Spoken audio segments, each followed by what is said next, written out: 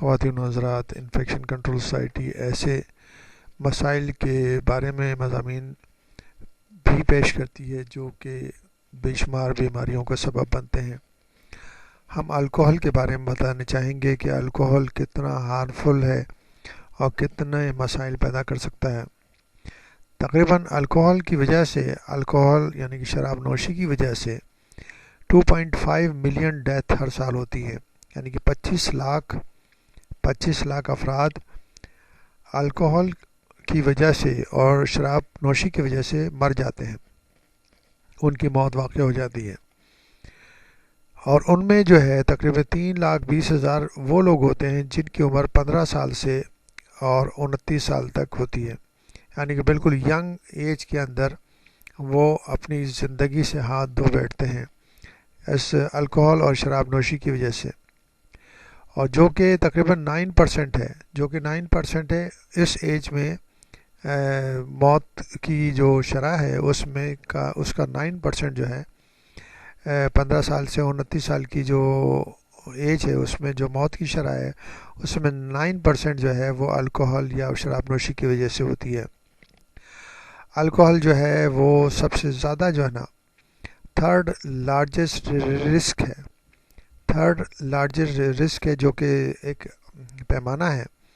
جس کے ذریعے ڈس ایبلٹی ایڈجسٹڈ لائف ایئرس کے ذریعے ناپا جاتا ہے کہ کتنے سال جو ہے زندگی کے ضائع ہو گئے اور کتنے سال ضائع ہونے سے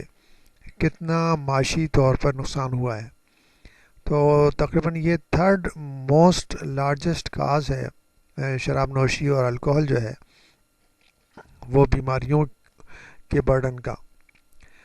اسی طرح جو ہے الکوہل جیسے بے شمار جو سوشل پرابلمس اور ڈیولپمنٹل پرابلمس ہوتے ہیں ان کے ایشوز بھی بے شمار ہیں، جس کے اندر وائلنس ہے، بچوں کو نگلیکٹ کرنا ہے، لاپرواہی سے بچوں کی پرورش کرنا ہے، اور اپنے کام سے اپنے جاب سے بھی دور رہنا بعض دفعہ اس میں شامل ہے، جس کی وجہ سے بعض دفعہ جابس بھی ضائع ہو جاتی ہیں اور جاب سے بھی نکالا جاتا ہے، اور پھر وہ لوگ معاشی طور پر بھی کافی مسائل کا شکار ہو جاتے ہیں۔ جب معاشی طور پر مسائل کا شکار ہوں گے تو ان سے سوسائٹی میں بے شمار جرائم اور وہ جنم لیتے ہیں، برائیاں جنم لیتی ہیں، جرائم جنم لیتے ہیں۔ اس طرح جو بھی شراب نوشی اور الکوہل سے مسائل ہیں اس کے اندر بیماریاں بھی جو بیماریاں انفیکشس ڈیزیز ہیں وہ بھی اچھی خاصی تعداد میں ہو جاتی ہیں، جس کے اندر جو ہے نا وہ HIV AIDS, tuberculosis, sexually transmitted infection ان لوگوں میں زیادہ موجود ہوتے ہیں جو کہ شراب نوشی یا الکوہل کا استعمال کرتے ہیں۔ ان لوگوں میں امیون سسٹم جو ہے خاصا کمزور ہو جاتا ہے، قوت مدافعت انفیکشنز کے اگینسٹ جو ہے کم ہو جاتی ہے، اور یہ افراد جو شراب نوشی کرتے ہیں یا الکوہل استعمال کرتے ہیں وہ آسانی سے بیکٹیریل انفیکشن اور وائرل انفیکشن کا شکار ہو جاتے ہیں۔ اس طرح یہ دیکھا گیا ہے کہ جو الکوہل کی وجہ سے جو لائف ایئرس جو ہے نا جسے کہا جاتا ہے ڈس ایبلٹی ایڈجسٹڈ لائف ایئرس، اس کا نقصان جو ہے 1.53 بلین کا ہوتا ہے۔ اس طرح یہ ایک تھرڈ لیڈنگ کاز ہے جو کہ سب سے بڑا نقصان ہے، جس کے اندر معاشی طور پر بھی